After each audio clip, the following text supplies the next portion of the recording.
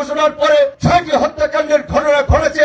আমার মনে হয় হাসান মামুন তো এদের সাথে হাত মিলিয়ে আমাদের সাথে একটা নাশকতা করার চেষ্টা করছে। বিএনপি করার কারণেই বিএনপির মানুষেরা জনাব হাসান মামুনকে মাথার তাজ বানিয়েছে, তার নেতৃত্বে মেধা শ্রম দিয়েছে বিএনপি নেতা হওয়ার কারণে। বিএনপির নেতা না হলে তো হাসান মামুনের পিছনে বিএনপি কেউ যেত না।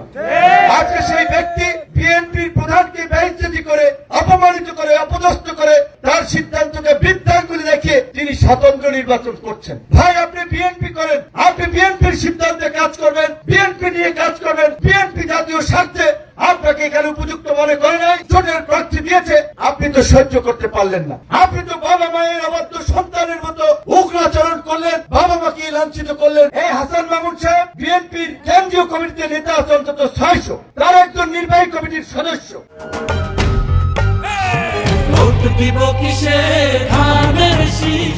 গণচিপা 10 মিনার বাইরে কোথাও তাকে চেনে তো তিনি আমার সাথে ঝামেলা করে পত্র পত্রিকার শিরোনাম হয়ে পরিচিত হতে চান। কারণ বিপিনুরের সাথে ঝামেলা করলে পত্রিকায় নিউজ হয়, তার নামটা টেলিভিশনে যায়, পেপারে যায়, মানুষ চেনে, মানুষ দেখে। তো হাসান মামুনের কাছে মজা পাইতেছে যে না, তার পরিচিতি বাড়তেছে, আকাম কুকাম হইল। এই গুলোর কারণে সে এই সমস্ত ইত্যাদি গুলো করতেছে। আমি তখন কি করব? এসপি, ডিসি, ওসি, ইউনো, এমনকি পুলিশের আইজিপিকেও জানিয়েছি, স্বরাষ্ট্র উপদেষ্টাকেও জানিয়েছি যে আপনি একজন গানম্যান দিয়েছেন আমার নিরাপত্তার জন্য।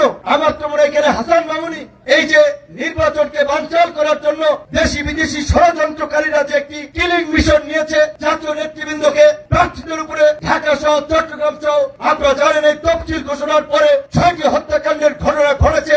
এইখানে আমার মনে হয় হাসান মামুন তো এদের সাথে হাত মিলিয়ে এইখানে আমাদের সাথে একটা নাশকতা করার চেষ্টা করছে। এই বিষয়গুলো আপনারা সতর্ক থাকেন, প্রশাসন, গোয়েন্দা সংস্থা সতর্ক আছে।